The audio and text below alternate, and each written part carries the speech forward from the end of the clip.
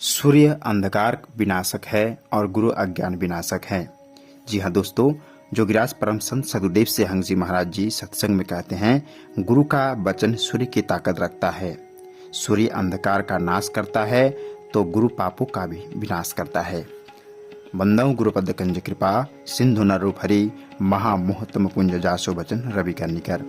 हम कंठी माला देने वाले को या कोई मंत्र बताने वाले को गुरु समझते होंगे, पर तुलसीदास जी कहते हैं कि ये गुरु नहीं है, बल्कि जो अंदर हृदय में उजाला करता है और अंधेरे को दूर करता है उसी को गुरु कहते हैं। गुरु नाम अंधकार और रू नाम प्रकाश, जो अंधेरे हृदय में ज्वाला करे, यही गुरु शब्द का अर्थ भी है। गुरु का वचन सूर्य की ताकत रखता है। सूर्य के हृदय उदय होने से अंधकार का नाश हो जाता है और गुरु का वचन अज्ञान रूपी मोह या पापों का हरण करता है। पाप और अज्ञान हरण करने वाले को गुरु कहते हैं। सूर्य अंधकार विनाशक है और गुरु अज्ञान विनाशक है, इसीलिए गुरु को नर रूप में साक्षात हरि बताया है। संत तुलसीदास जी कहते हैं, श्री गुरु पद नख मणि गण ज्योति सुमिरत दिव्य दृष्टि ही होती। गुरु का यही लक्षण है कि गुरु के चरणों के नखों की मणि रूपी ज्योति का ध्यान करने से हृदय में दिव्य दृष्टि हो जाती है।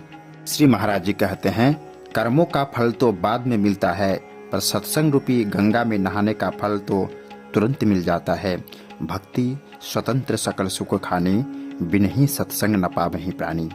बिना सत्संग के कभी भी सच्ची भक्ति की प्राप्ति नहीं होती। संतों के संगत करने से ही सच्ची भक्ति का ज्ञान होता है।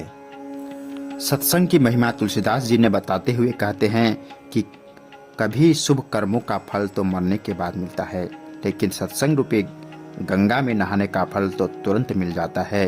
मंजन फल देखी तत्काला, काक होई पिक बकऊ मराला। कोई कौवा काऊ टाएं टाएं करे तो कभी उसे उड़ाने की सोचेंगे, लेकिन वही कौवा सत्संग रूपी गंगा में गोता लगाकर आवे तो उसकी बोली कोयल जैसी सुरीली हो जाएगी और फिर उसकी बोली को सभी सुनना पसंद करेंगे।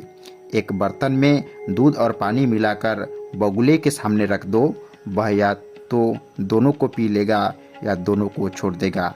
वही बगुला सत्संग रूपी गंगा में डुबकी लगाकर आए तो उसके मुंह में ऐसी तासीर हो जाएगी कि वह दूध को भी पी लेगा और पानी को छोड़ देगा। ऐसी ताकत तो हंस में होती है। वह बगुला सत्संग रूपी गंगा में नहाने से हंस बन जाता है।